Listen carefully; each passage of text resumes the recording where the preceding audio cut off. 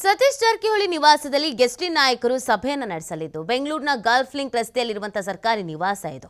ಸಮುದಾಯದ ಸಭೆಯಲ್ಲಿ ವಾಲ್ಮೀಕಿ ಪೀಠದ ಶ್ರೀಗಳು ಕೂಡ ಭಾಗಿಯಾಗಲಿದ್ದಾರೆ. ಸಚಿವ ಕೆ.ಎನ್. ರಾಜಣ್ಣ, ಬಿ ನಾಗೇಂದ್ರ, ಅನ್ನಪೂರ್ಣ ತುಕಾರಾಮ್, ಜಿ.ಎಂ. ನಾಗರಾಜು, ಕಂಪ್ಲಿ ಗಣೇಶ್ ಸೇರಿ ಹಲವರು ಭಾಗಿ. ಎಸ್ಟಿ ಸಮಾವೇಶ ಆಯೋಜನೆ ಬಗ್ಗೆ ಮಾತುಕತೆ. ಅನಾರೋಗ್ಯದ ನೆಪದಲ್ಲಿ ಡಿಕೆಶಿ ಭೇಟಿಯಿಂದ ದೂರ ಉಳಿದಿದ್ದ ರಾಜಣ್ಣ. ಸತೀಶ್ ಜಾರಕಿಹೊಳಿ ನಿವಾಸದಲ್ಲಿ ಸಭೆಯಲ್ಲಿ ರಾಜಣ್ಣ ಭಾಗಿ.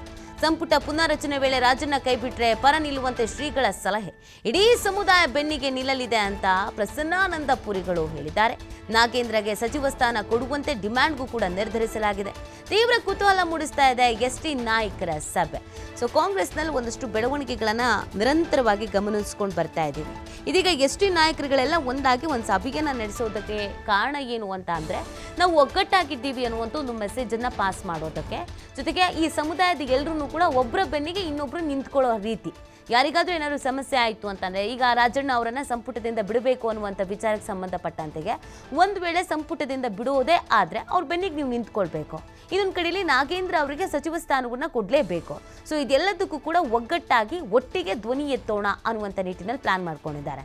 ಇಲ್ಲಿ ರಾಜಣ್ಣನ ಕಥೆಗೇನು ಅಂತಂದರೆ, ಡಿ.ಕೆ. ಶಿವಕುಮಾರ್ ಅವರನ್ನು ಭೇಟಿಯಾಗಿ ಮಾತುಕತೆ ನಡೆಸುವ ವಿಚಾರ ಬಂದಾಗ ಅವ್ರಿಗೆ ಹುಷಾರಿರಲ್ಲ, ಅನಾರೋಗ್ಯ ಸಮಸ್ಯೆ ಇರುತ್ತೆ.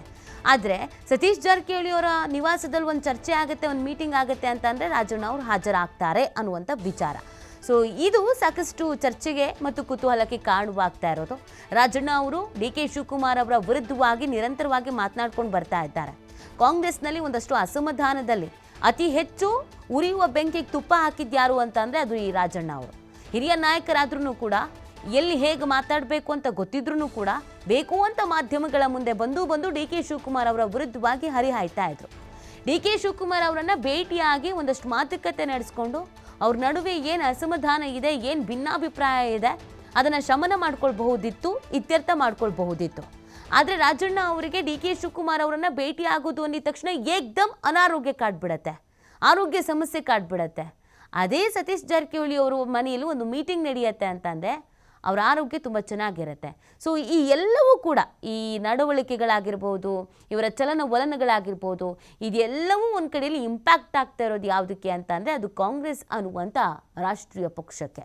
ಸೊ ಇದು ಯಾವುದೂ ತಲೆ ಕೆಡಿಸ್ಕೊಳ್ದೆ ಸಮಾವೇಶ ನಡೆಸೋದ್ರ ವಿಚಾರ ಆಗಿರ್ಬೋದು, ಅಥವಾ ಒಬ್ಬರ ಬೆನ್ನಿಗೆ ಒಬ್ಬರು ನಿಂತ್ಕೊಳ್ಳುವ ವಿಚಾರ ಆಗಿರಬಹುದು, ಇದೆಲ್ಲದ್ರ ಬಗ್ಗೆ ಮೀಟಿಂಗ್, ಅದರಲ್ಲೂ ಕೂಡ ಆ ಸಮುದಾಯದ ಶ್ರೀಗಳ ಜೊತೆಗೆ ಒಂದು ಮೀಟಿಂಗನ್ನು ಮಾಡಿರುವಂಥದ್ದು. ಶ್ರೀಗಳ ಸಲಹೆ ಮೇರೆಗೆ ಎಲ್ಲರೂ ಒಗ್ಗಟ್ಟಾಗಿರುವಂಥ ನಿಟ್ಟಿನಲ್ಲಿ ಸಮುದಾಯದ ನಾಯಕರುಗಳೆಲ್ಲರೂ ನಾವು ಒಗ್ಗಟ್ಟಾಗಿರಬೇಕು, ಶಕ್ತಿ ಪ್ರದರ್ಶನ ಮಾಡಬೇಕು ಅನ್ನುವಂಥ ನಿಟ್ಟಿನಲ್ಲಿ ಪ್ಲ್ಯಾನ್ ಮಾಡ್ಕೊಂಡಿದ್ದಾರೆ.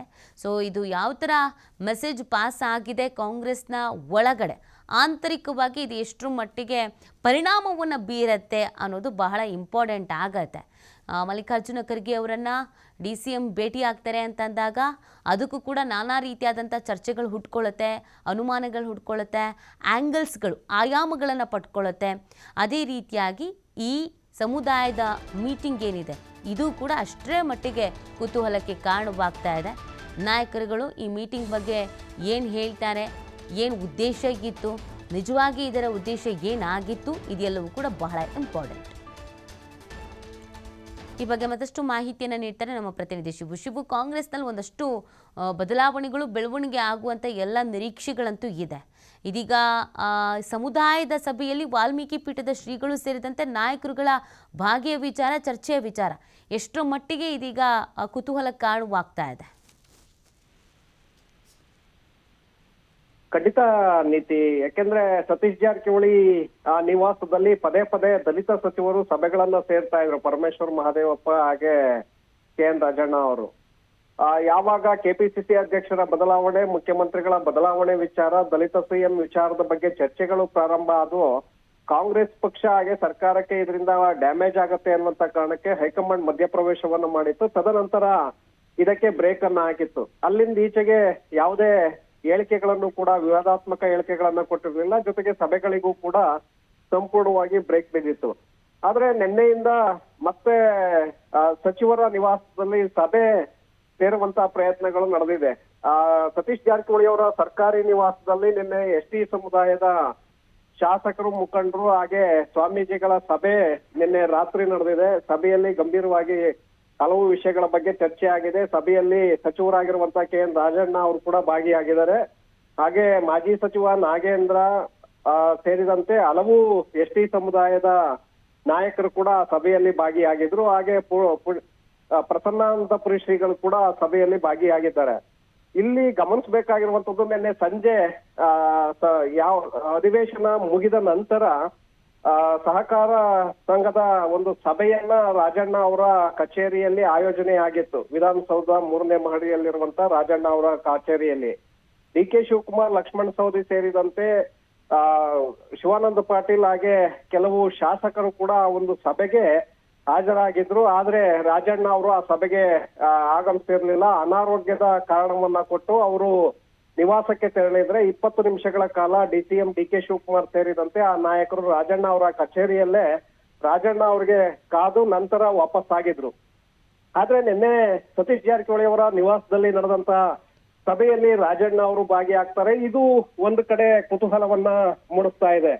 ಯಾಕಂದ್ರೆ ರಾಜಣ್ಣ ಅವರು DK ಶಿವಕುಮಾರ್ ಅವರಿಂದ ಅಂತರವನ್ನ ಕಾಯ್ದುಕೊಳ್ಳುವಂತ ಪ್ರಯತ್ನಕ್ಕೇನಾದ್ರೂ ಮುಂದಾದ್ರ, ಅನಾರೋಗ್ಯದ ಕಾರಣವನ್ನ ಕೊಟ್ಟು ಅವರು ವಿಧಾನಸೌಧ ತಮ್ಮ ಕಚೇರಿಯಲ್ಲಿ ನಡೆಯಬೇಕಾಗಿದ್ದಂತ ಸಭೆಯಲ್ಲಿ ಭಾಗವಹಿಸದೆ ಸೈಲೆಂಟ್ ಆದ್ರ, ಇಲ್ಲಿ ಸತೀಶ್ ಜಾರಕಿಹೊಳಿ ಅವರ ನಿವಾಸದಲ್ಲಿ ಅವರು ಭಾಗಿಯಾಗಿದ್ದೇಕೆ, ಹೀಗೆ ನಾನಾ ಪ್ರಶ್ನೆಗಳು ಈಗ ಕಾಡ್ತಾ ಇದೆ.